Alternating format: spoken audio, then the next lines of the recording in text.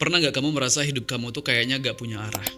Merasa cemas, overthinking tentang masa depan, dan tiap kamu ngelihat orang lain, mereka tuh kayaknya udah tahu banget jalan hidup mereka. Sementara kamu di tengah semua itu cuma merasa stuck, bingung, dan nggak tahu harus mulai dari mana.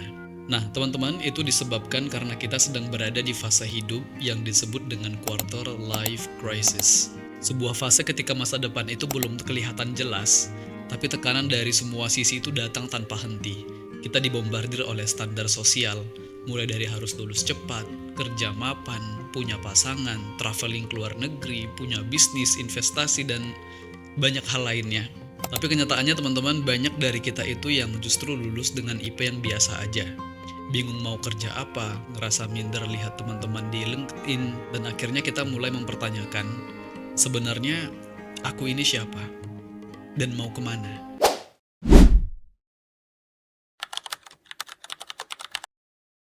Quarter life crisis ini bukan cuma istilah populer di media sosial teman-teman, tapi ini adalah kondisi psikologis nyata.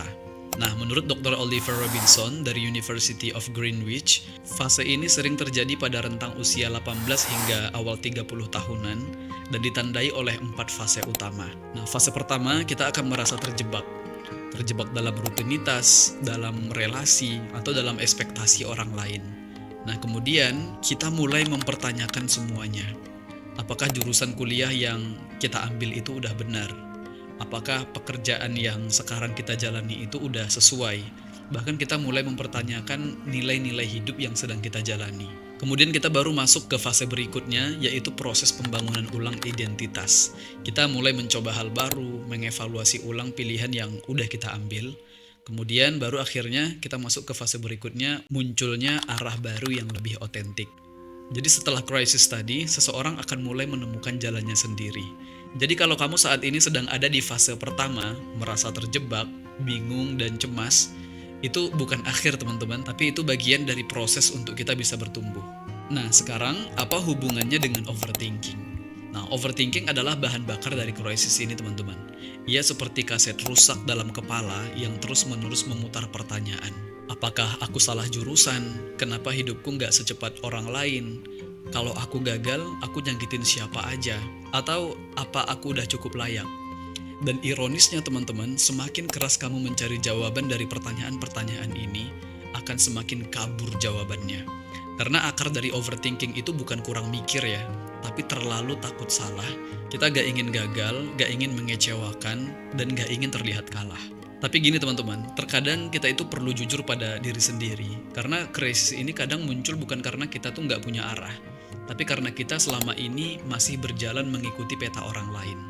Kita kuliah karena disuruh, milih jurusan karena katanya banyak peluang kerja. Kita bikin bisnis bukan karena passion, tapi karena kita takut terlihat pasif oleh orang lain. Sehingga tanpa sadar, akhirnya kita itu membangun hidup berdasarkan ekspektasi, bukan berdasarkan eksplorasi. Lalu pertanyaannya, bagaimana caranya agar kita itu bisa keluar dari krisis ini dan mulai menemukan arah hidup yang baru? Yang tentu bukan dengan motivasi instan ya teman-teman, tapi dengan refleksi yang dalam. Dan di video kali ini teman-teman, kita akan coba bahas beberapa langkah nyata dan reflektif yang bisa kita praktekin langsung untuk menentukan arah baru yang lebih otentik dalam hidupnya kita. Yang pertama adalah hening, bukan melarikan diri. Teman-teman, kadang kita itu merasa lelah ya. Yang terkadang lelah itu karena kita tuh terlalu lama hidup dalam kebisingan. Yang bukan cuma kebisingan dari luar, bukan dari notifikasi HP, atau omongan orang, atau ekspektasi sosial, tapi juga kebisingan dari dalam. Suara-suara di kepala yang bilang, aku harus lebih cepat, aku harus jadi kebanggaan, atau jangan bikin malu. Kita hidup dalam mode survival, terus bergerak, tapi lupa berhenti untuk mendengar sebenarnya apa yang kamu rasakan, apa yang kamu butuhkan. Menurut Susan David, psikolog dari Harvard dan penulis buku Emotional Agility, banyak dari kita itu yang kehilangan arah karena kita tuh menghindari percakapan dengan diri sendiri. Kita takut menghadapi perasaan tidak nyaman yang padahal justru dari situlah kunci kejelasan hidup itu dimulai. Jadi berhenti sejenak itu bukan berarti menyerah teman-teman ya, tapi itu adalah bentuk keberanian untuk diam dan melihat ke dalam diri kita sendiri. Jadi coba kalian tanya ke diri sendiri, jujur dan pelan-pelan, apa yang sebenarnya kamu takutkan dalam hidup ini? Apa yang selama ini kamu lakukan karena takut dibilang gagal? Dan kalau nggak ada orang yang melihat dan menilai hidup kamu kamu tuh sebenarnya pengen ngapain. Tentu menjawab pertanyaan ini bukan perkara sehari ya teman-teman, tapi proses menyelami diri itu butuh waktu, dan yang paling penting adalah butuh keheningan.